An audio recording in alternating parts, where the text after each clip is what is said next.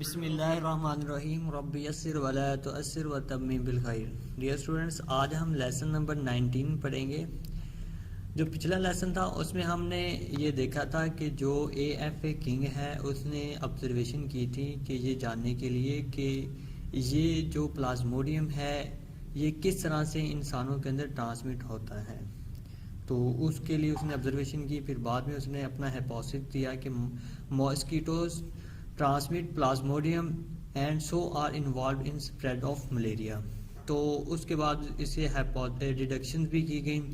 अब इन डिडक्शंस को टेस्ट कर किसने किया था? रोनाल्ड रूस ने। वो एक साइंटिस्ट था, फिजिशियन था, जो कि सब कॉन्टिनेंट में काम करता था इन 1880 में।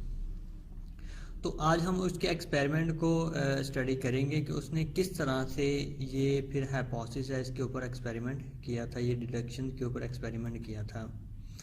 इन order to test the above deductions, Ronald Ross जो कि एक ब्रिटिश आर्मी फिजिशियन था, क्योंकि उस दौरान में जो ये सब कॉन्टिनेंट है इनके ऊपर जो ब्रिटिश गवर्नमेंट है वो रूल करती थी, तो इसलिए वहाँ पे जो आर्मी आई हुई थी उसमें ये एक फिजिशियन था।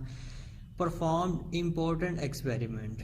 तो जिस तरह कि हमने पहले भी देखा था कि वो हमारा जो पहले वाला डिडक्शन थी, हाइपोथेसिस था, उसको टेस्ट किया गया था। इस तरह से टेस्ट किया था कि हमने जितने भी मलेरियल पेशेंट थे उनके अंदर से जो ब्लड था उसको माइक्रोस्कोप के नीचे से स्टडी किया था। तो उसमें देखा गया था कि हकीकी तौर पे उनके अंदर प्लाज्मोडियम मौजूद था।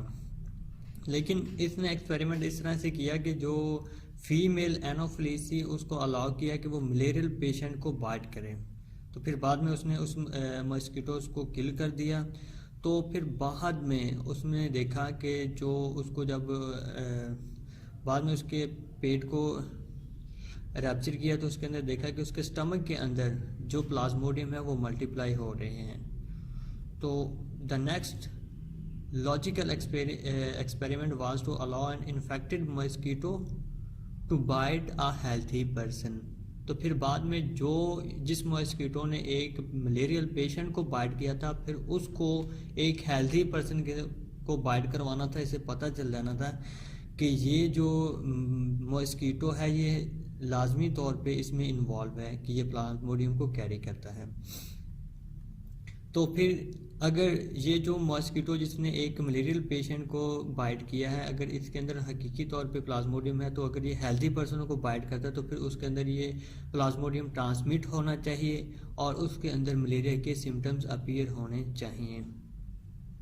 लेकिन आमतौर पे ये जो साइंटिस्ट हैं ये इंसानों को एक्सपेरिमेंट में यूज़ करने से अवॉइड करते हैं, ये पहले एनिमल्स के ऊपर एक्सपेरिमेंट करते हैं। तो इसलिए ये जो रोनाल्ड रूस है इसने भी इंसानों के ऊपर ये एक्सपेरिमेंट नहीं किया था, बल्कि सबसे पहले इसने ये एक्सपेरिमेंट स्पैरोज़ के ऊपर किया था। और उसने फिर वहाँ से अपने जो एक्सपेरिमेंट था उसको रीडिज़ाइन किया और उसके लिए स्पैरोज़ को सेलेक्ट किया। उसने ये जो फीमेल क्यूलेक्स मॉस्किटो थी उसको स्पैरो के साथ बाइट करवाया, जो कि जिसको मलेरिया था। तो फिर बाद में उसने इन मॉस्किटोज़ को किल किया, उनको डिफरेंट टाइप्स में स्टडी करता रहा। तो उसमें देखा कि उनके जो स्टमक थे उनके अंदर वो प्लाज्मोडियम थे वो मौजूद थे। तो इससे जो रोनाल्ड रूस है उसको पता चला है कि जो प्लाज्मोडियम है मॉस्किटोज़ के स्टमक के अंदर मल्टीप्लाई कर रहे हैं। तो उसके अंदर मल्टीप्लाई करके स्टमक से वो मूव करते हुए उसके सैलिवरी ग्लैंड तक गए थे। तो उसने क्या किया कि सारे मॉस्किटोज़ को किल नहीं किया, उसमें से कुछ को अलाइव रखा।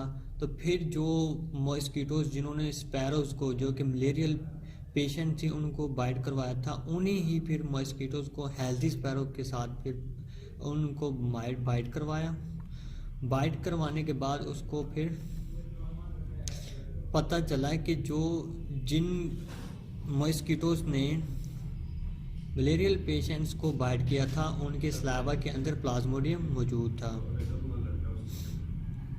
तो फिर वो जो प्लाज्मोडियम था वो फिर जो हेल्थी स्पैरो से उनके ब्लड के अंदर भी ट्रांसमिट हो गया।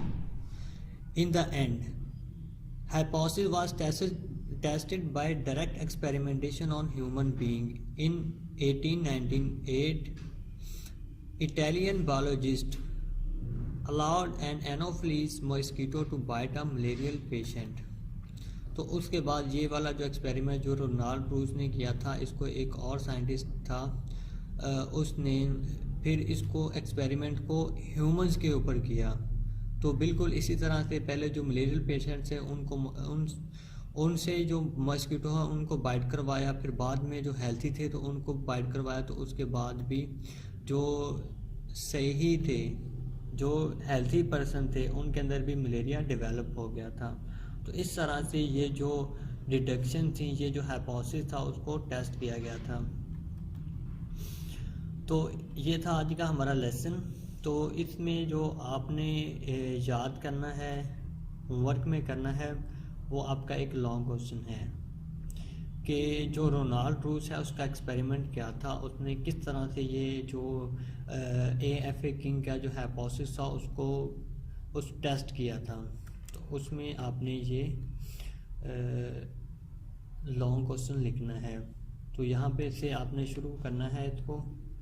उसके पहले आपने ये वाला हाइपोथेसिस देना है, उसके बाद इसकी डिडक्शन देनी है, उसके बाद उसके एक्सपेरिमेंट को आपने लिख देना है, ये सारी। तो ये था हमारा आज का लेसन। Good luck. अस्सलामु अलैकुम वरहमतुल्लाहि वबरकातुहू।